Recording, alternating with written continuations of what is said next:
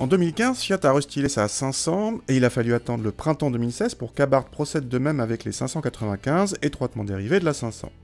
Au programme, quelques retouches esthétiques avec des entrées d'air plus grandes, mais aussi comme sur la 500 des empiècements de carrosserie au milieu des feux arrière. Sous le capot, la 595 tout court passe de 140 à 145 chevaux, tandis que les 595 Turismo gagnent elles aussi 5 chevaux, pour atteindre désormais 165 chevaux. Ces modifications valent pour la berline et le cabriolet, tous deux disponibles en boîte mécanique ou à simple embrayage piloté.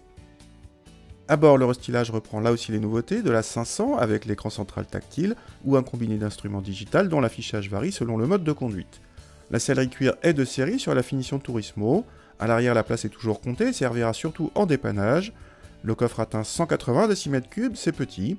A noter que la capote, une fois repliée, obstrue toujours la visibilité arrière. Vous avez donc droit en série à un radar de recul, mais uniquement sur le cabriolet. Contact et le petit 1,4 litre turbo donnent de la voix de façon plutôt agréable. Il est donc possible d'obtenir une jolie sonorité d'un 4 cylindres.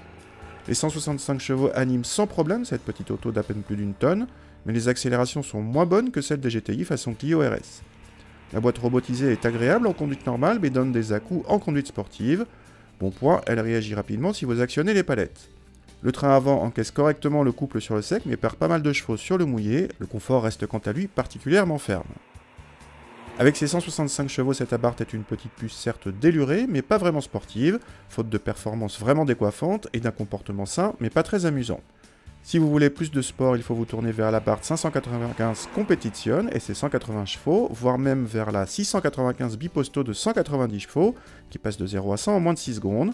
Cette dernière, radicale et très chère, reste toutefois peu envisageable au quotidien. Notre 595C Turismo, elle, l'est parfaitement malgré son manque de confort. Préférez-la toutefois en boîte manuelle, moins chère et plus agréable.